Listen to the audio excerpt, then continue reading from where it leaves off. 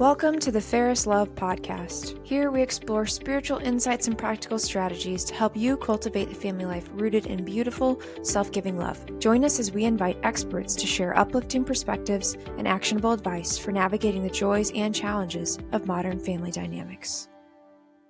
Welcome back to the podcast. Today on the show, I'm joined by Dr. Ryan Hanning, husband, father of 10, professor and co-author of The Willpower Advantage, Building Habits for Lasting Happiness.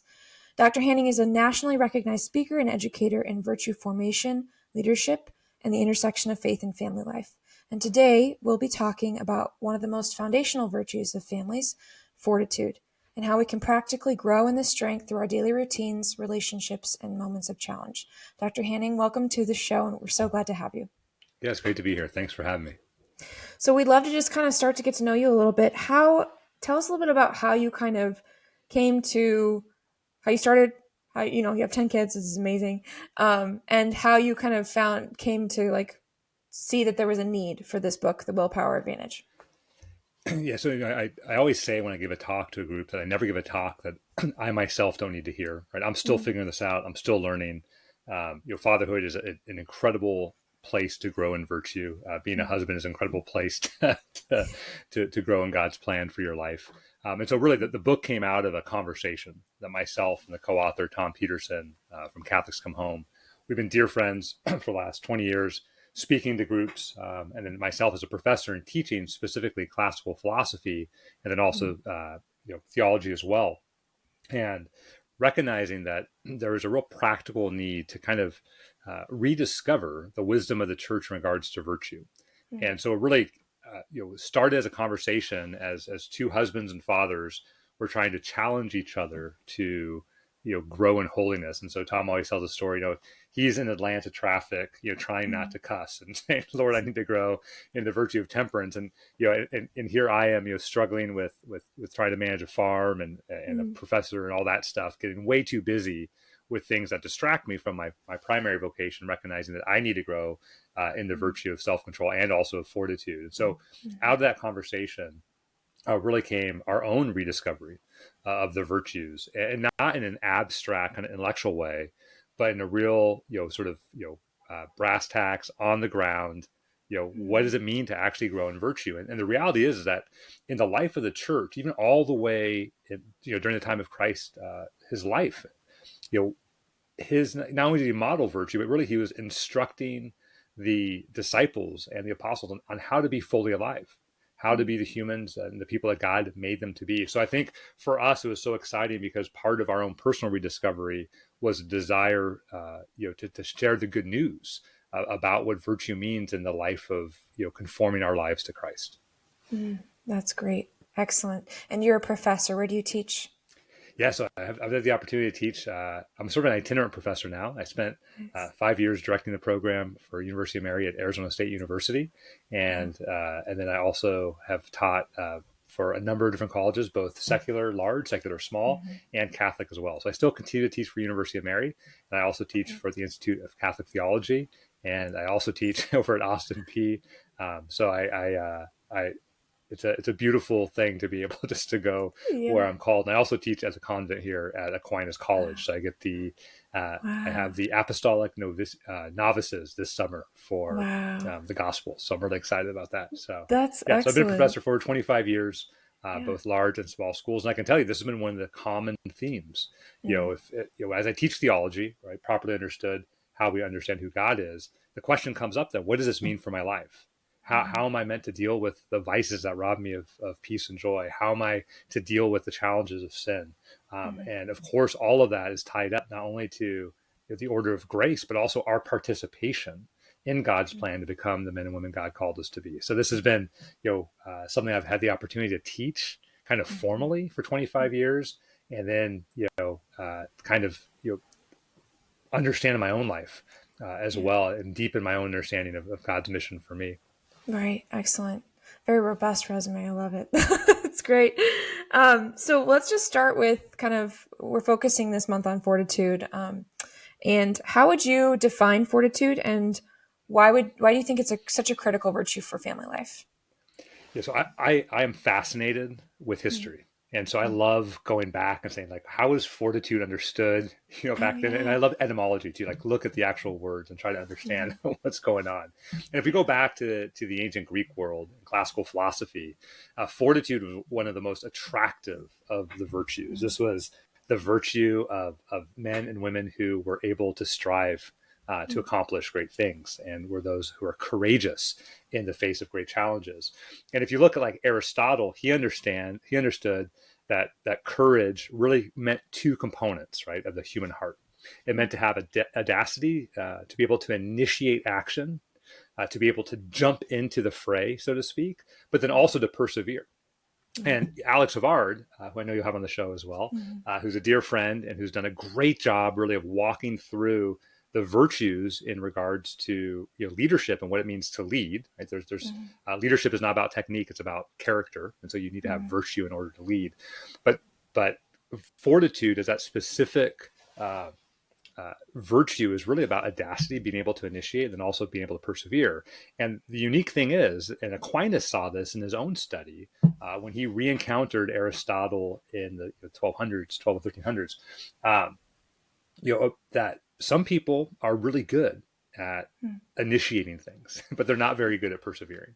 And other people are very good at persevering, but they're not very good at audacity or initiating activity. And you really need both in order to be to have fortitude. So fortitude, the best definition is really to be courageous and to be willing to, initiate action and to be able to persevere or stay the course to see it to completion. And so this is such an important virtue, and back in history, it was one of the most attractive, because people who are courageous, built confidence in others. And we actually, it's interesting when I give sort of a 3-day retreats where we sort of do a deep dive on the cardinal virtues. One of the things I point out about fortitude is that even to this day, there's been very good double-blind studies done about how fortitude is actually more contagious than fear. And so they set up experiments in which they'll have people in a room and they'll randomly initiate some panic. Either there's a fire, there's a gunman, there's something. And what they'll do is they'll have essentially a control group that doesn't know what's going on, and then one or two people planted that is meant to evoke a fear response. Like, we need to run, we need to get away, and then another set of people that are there that are meant to invoke a sort of a courageous response, like, don't panic, we got this, we can do it. And it's amazing. So they've done these over the years, and what they have found, if one or two people have developed the virtue of courage, and you really do have to develop it, right? The cardinal virtues are human and moral virtues. They require our participation with God's grace. They require our work and education. And so if there's a few virtuous people in the room, it actually elicits the courage of others. And so I've been fascinated with, fortitude specifically as it's played out in history and as it's been elevated in the great literature of the Western world as well. Think of all of the individuals, all the heroes that we aspire to be like. The virtue they most often have that is so attractive is actually the virtue of fortitude, this ability to initiate and this ability to persevere and fulfill the duties they've been given. That's excellent. Oh, I love that. And actually, considering that idea of that study where it's like the virtue, fear versus fortitude, and just kind of going deeper into like family life, I think, if we have strong families, could you argue for that same thing where if there's a family that is demonstrating fortitude in some capacity or whatever, there's a lot of ways to show that. But could you argue that also then that inspires other families as well? Absolutely. I mean, I think so. The virtues are so fundamental in family life. In fact, family life is the typical arena in which we grow in the virtues. And whether that be our own family or family of origin, but also the families that those who are called to marriage end up creating if they are blessed with children. And so, absolutely, I think fortitude very often is not talked about enough. We think of courage very often in modern day sort of psychology as more impulsive. As more of something that just sort of happens to you. But the reality is, no, it's a virtue. It's a muscle that you have to develop. You have to strengthen. No one would expect to go be a great athlete without ever practicing. Well, we can't expect to be courageous without practicing that virtue as well. Now, it is unique that the virtue of fortitude, there's also a complementary gift of the Holy Spirit, that's fortitude. Mm. That can be that sort of, that grace that's infused in our soul at baptism can manifest itself in dramatic ways, even without our practice. But the normative way, the sure way for developing virtue, fortitude, is by practicing it. And so absolutely, the families that have this, and specifically fathers and mothers that operate not out of fear, but operate from trust and, and respond to those beautiful words which are written in Scripture. Some scholars say 365 times, as if we need to hear it every day, which is be not afraid, right? Be not afraid. And so fortitude helps us to overcome that. It helps us to overcome natural fear. It helps us to fulfill natural obligations and duties. It helps us to push against those things which are not good, beautiful, and true, and helps us to work hard and strive for those things that are difficult to achieve, but are good, beautiful, and true. Mm-hmm. And what would you say, your book is called The Willpower Advantage. How would you say fortitude and willpower are synonymous, or are they different? Yeah. So when we talk about willpower, we're really talking, so it's good to have a good sort of basic understanding of Christian anthropology. And one of my favorite things to do, even in a secular setting, just kind of walk through the wisdom of the church as she's taught for the last 2,000 years. Now, properly understood, that our every human, right, we've been endowed with particular gifts. First, we're creating the image and likeness of God, and even the words there in Hebrew, image and likeness, tetzlem and demut, literally mean in Hebrew rational intellect and will. So we can see and perceive the world through our senses, but we can also choose how we move throughout the world, right? This is what makes us most like God. In fact, even the first sin of Eve, those two components that make us most like God, are rational intellect and will, are the very things she uses to choose against God. She perceives that the fruit is good, right? Delightful to the eyes. So she's using her senses. And then it says, and she uses her will to take it. And then same thing with Adam, right? Adam, when she offers it to him, takes it. So within every human heart is a rational intellect and a will, but also an appetite, a desire for the things that we need, because we are material. Because we are material, because we're corporal beings, we have physical needs. And this is a pre-fall reality. Only difference was, prior to the fall, these needs were given to us perfectly by God. Now we have to work and strive for them, right? Through the toil of our work and the suffering of blood, sweat, and tears. And so now work becomes pedagogical to help us in sort of participate with God's plan for our life. But this, intellect, will, and appetite are the basic powers of the human soul. And Plato, the non-Christian, scholar, 400 years before Christ, he gets this and understands this in a really dramatic way. And I love his analogy and his image. And I think if there's any one lecture I give in any of my classes, when I do classical philosophy, or I also have a class called The Philosophy of Happiness, the philosophy of eudaimonia is the Greek word for flourishing. And every philosopher would have a sort of a treatise, including Jesus himself, with the Beatitudes of what it means to have a full, a full lived life, what it means to be fully alive. Well, Plato describes it on like a fulcrum, on like a teeter-totter. He says on one side you have your intellect, and on the other side you have your appetite. And the funny thing is the appetite is larger than the intellect. And let's just test this for a moment, right? When I sit down and there is a piece of cheesecake in front of me, my intellect tells me, right, I can maybe have a few bites because I haven't worked out today. I don't need the caloric intake. It's not good for me. There's too much sugar, saturated fats, whatever. My intellect, that whole dialogue is happening in my mind. But there's another side of me that's saying, that cheesecake looks really fulfilling. I really want that cheesecake. And very often, at least, speaking for myself, very often my appetite wins out just naturally.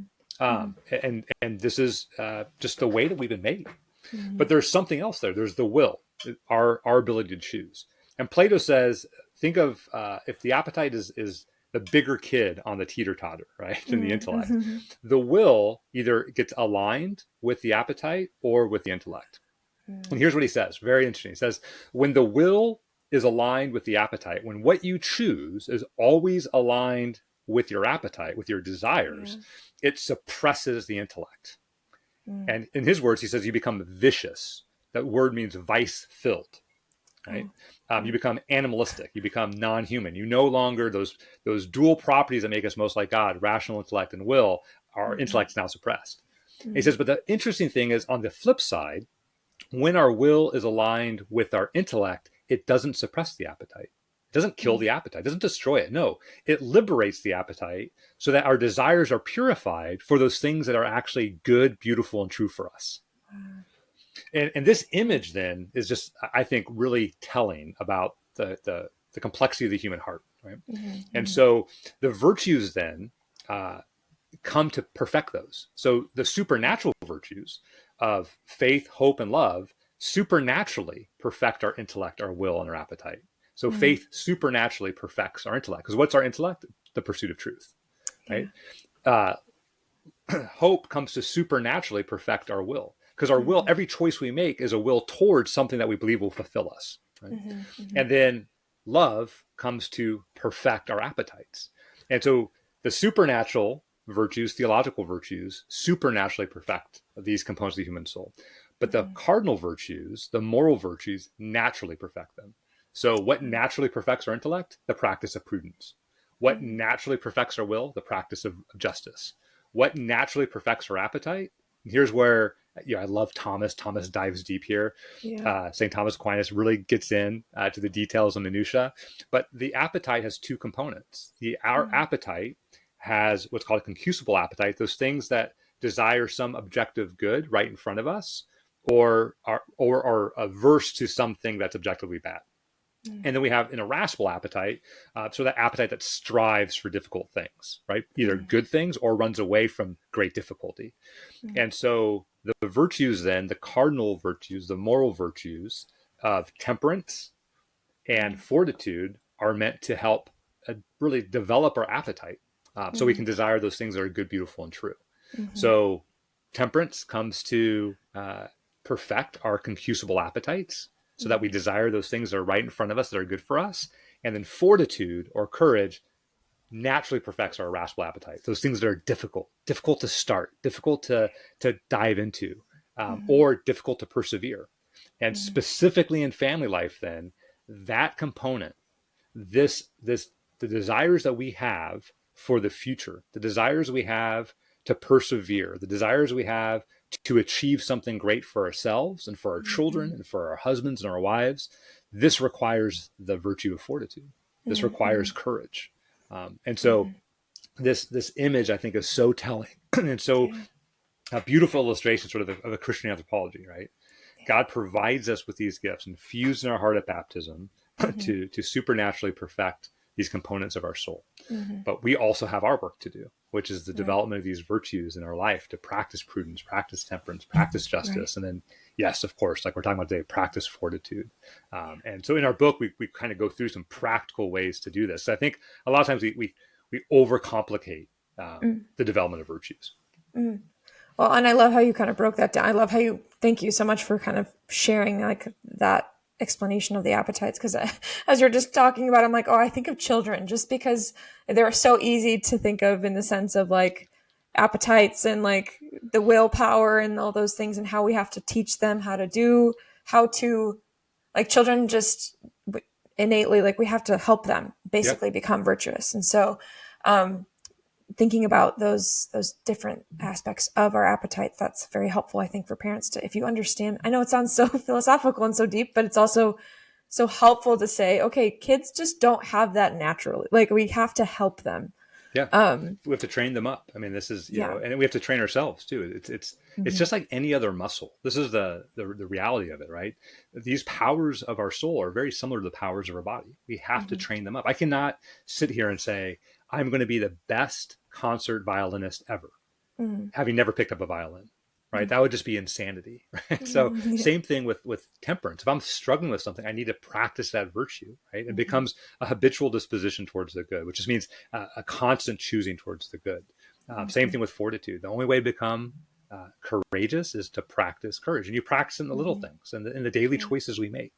And then we get, to the bigger things. And it's interesting. Part of the book, we actually looked about 40 different stories of incredible heroism and being really courageous. And there was one really funny one. We included a short little excerpt in the book about an actor. His last name is Trejo. He's a really famous actor. He plays the bad guy all the time. And he grew up in Southern California. And he always kind of plays like a gang member or a gang boss or something. Well, like 6 years ago, he's driving down the road and a car flips in front of him and a mother and child are trapped inside. And he goes and he like, he's a big guy. So he pulls him out and like the car's on fire. It's a really dramatic scene. And he just, talks to the police and then he leaves. And the media, tracks him down to interview, Danny Trejo saved this family. Yeah. And they ask him like, hey, like, how'd you do this? Or what was running through your head? And he goes, the reality is, he goes, I reflect on this later. He goes, I've done a million other smaller things that prepared me to be able to respond in that moment, which is really beautiful. So he kind of understood, right, that courage, yes, it can sometimes, we hear these amazing stories, but very often, if you reflect on it, it's because you are practicing being courageous in your fidelity to your spouse. You are practice being courageous and waking up on time to serve your children. You are practice being courageous, changing diapers, you name it. There's a million opportunities in family life to develop and strengthen this gift of fortitude so that when the time comes, you can be truly courageous. And we see this in the lives of the saints. We see this in the lives of the great heroes throughout Western literature. And so, yes, fortitude is a virtue that we desperately need to re-encounter and really reimagine in our lives what it means to be people of courage, to be people who are not afraid, and who are people who are willing to do the work necessary to grow and strengthen this really important spiritual muscle of the virtue of fortitude. You had mentioned you're kind of in the midst of learning things as you go through your life. You have 10 kids. You live on a farm, correct? Is that correct? Yes. Yep. And so I'm curious how you help your own children build those virtues of fortitude based on where you're at in your life right now. And even with them, either interacting with peers or, how does that look for your family life? Yeah, so there's two ways that we can think about this, and the way I like to do it with my children, and I wish they were here because then you could ask them whether I'm succeeding. I would love to hear as well. But the one way is to really help them think through, about encountering battles or obstacles. So when you come up against an obstacle, you have some options. So the first option is to run away, and a lot of people do that. Right? And that's cowardice, right? That's essentially the opposite of having the virtue of fortitude. But there's another temptation, which is just to run into the obstacle or challenge ill-equipped. And that usually leads to, in the case of war, it'll lead to death. In the case of, farming is probably going to lead towards some injury, right? If we run into some obstacle we're not prepared for.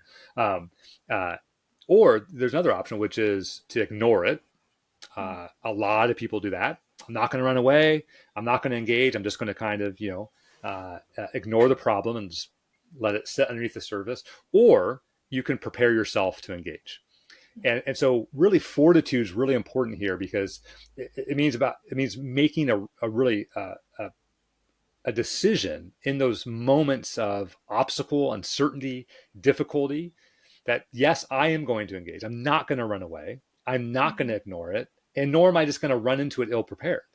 Right? I'm going to take a deep breath and say, Lord, I need the virtue of fortitude. Help me develop it. Right. And so to be able to enter into it. So a lot of what we do with our children is we try to train them up that their default response in the time of temptation, in the time of trial, in the time of challenge is, with God's grace and with my effort, I can do this.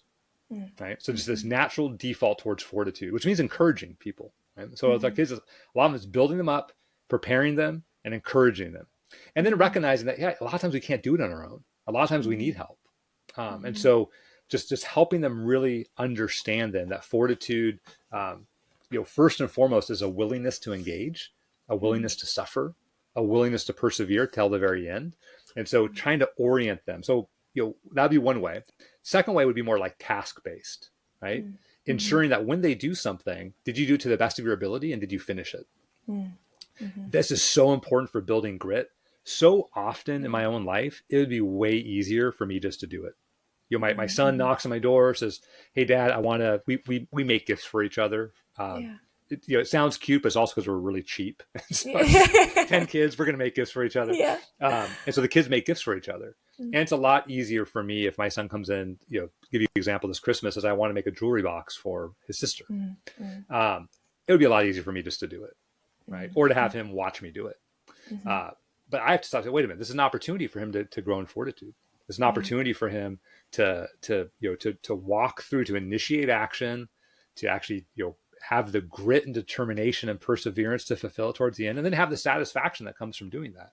So very often in my own life, I have to stop and say, wait a minute, for my child to understand the virtue of fortitude, I need to let them build that muscle, which means I need to let them struggle a little bit. I need to let them persevere. I need to let them finish. I need to let them, have the audacity to initiate action, to be motivated towards some idea or some end. So too often I find my temptation as a father is to do it for them. And we live in a culture that tends to tell parents that you're a better parent if you do it for them. That your principal obligation in life is to help your kid be satisfied as opposed to actually help them be happy. And there is a difference. And so fortitude, there's all these opportunities to help my children learn it. But first and foremost, they're gonna see it in my own life.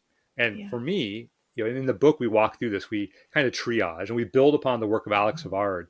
He does this beautifully with the cardinal virtues, and then we do it with a total of 13 virtues. And we pull a lot on St. Catherine of Siena, St. Teresa of Avila, as well as St. Thomas Aquinas. But, every temperament, the temperament you have, the natural biological disposition you've been given, it's not who you are, it's the foundation upon which you build your personality. Properly understood, your temperament plus your character equals your personality. But, for me as a sanguine, when I ask for fortitude, I'm not asking God to help me to start things. I have no problem. I can start. You can walk with me on the farm right now, and you can find 50 projects I've started.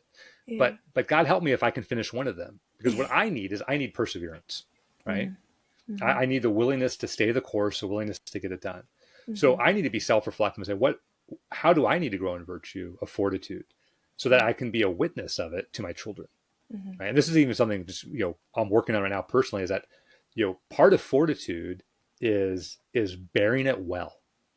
So if I'm persevering, but I'm complaining the entire time, right? It's not really having the effect it should in my life. It's really not. It's not helping me grow in fortitude. And there's lots of scriptures that talk about this, right? And so part of my own personal journey is, okay, I recognize this, I know this about myself. And so for me, when I ask the Lord to help me with fortitude, what I'm asking him, which is a dangerous prayer, by the way, which is say, Lord, give me opportunities to persevere, give me opportunities to suffer, and then help me suffer well, right? Help me go through the motions, up this morning before I wanted to be, because our neighbor called and their sheep were out, right? Okay. Am I going to do this with fortitude, with perseverance, to do it right without complaining, demonstrate that to my children? Or am I going to, drag myself out of bed, kicking and screaming? So anyway, so there's lots of opportunities to develop this virtue, practice it, and then teach it to children. Well, and you mentioned kind of this self-awareness of knowing what you can and cannot do. Like, that's also very powerful.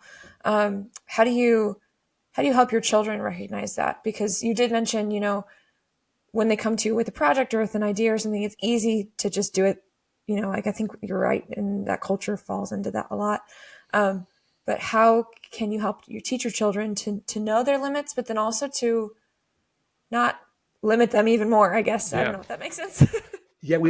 So here's what I have found, and I think I'm still learning this and seeing and it's fun to talk to my older children now that I have adult children who can reflect back and give us input on how we're raising our younger children. It's a really cool time. Just it's a really exciting time. I'm enjoying it much more than I thought I would. One of the things that we have found is that children can get discouraged. And so one of the most important things is that it's not that they get discouraged, it's how they respond to it. And so we live in this really weird culture that on one hand says you should have everything, but then on the other hand says you're really not worth much, right? And so it's a tenuous place for most children, especially like teenagers. And so I think a lot of what we try to do is to help our children not to be discouraged, but that their response in the face of something difficult is to say, what do I need to be able to achieve this? And this is about self-awareness, and then also about willingness to ask for help. There's a great story in Plato in the Republic when he talks about the virtue of fortitude. And he says, there's this man who's with his troops, and the enemies come up the hill. And the one guy doesn't even put on his armor, says, there is the enemy, let's go and fight. And he runs and he just gets mowed down, totally ill-prepared. And then another guy says, we will never win, let's run. And then another guy says, no, stop, let's chasten ourselves. Let's identify how much time we have, and let's use that time well so we can enter into battle ready. So much of it in terms of fortitude is taking that time. What do I need to do to be able to do this action well? What do I need to do to be able to persevere? And so I think a lot of what we try to do as parents, and we try to do it for ourselves too, is say, okay, hey, here's a trial, here's a challenge, here's something that's going to take some significant work or investment of time or money. What do we need to do so that we are most capable of fulfilling that and persevering and actually developing the virtue of fortitude? So this is where prudence is the queen of the virtues, right? Prudence does help us be more fortuitous. But I mean, I think to build fortitude, really for us, a lot of times is just making sure we equip our children that they're not prone to despair, that their base assumption is that with God's help and the help of others, they can persevere, but they need to do their part to achieve it. Yeah, I love that. Oh, perfect. And what would you say to parents who kind of, let's say they've maybe been a little influenced by the culture or just have no idea where to begin with their children? I know there's different ages and it looks a little different for each child, but because you mentioned teenagers, you mentioned, little kids, but what advice or encouragement would you give to those parents who, let's say, are kind of struggling and just don't know where to begin with forming that fortitude in their children? Yeah. So two things. One, the virtues in young children often look like vices. So when my 5-year-old says, no, I don't want to eat the carrots, and he's standing his ground, if he's doing so respectfully, that's actually a good thing, right? He doesn't want it. He's holding his ground, right? Like now, the challenge is he needs to eat the carrots. So there needs to be this balance. So I think first is to help parents really recognize. So we always say we punish sin, but we don't punish vice.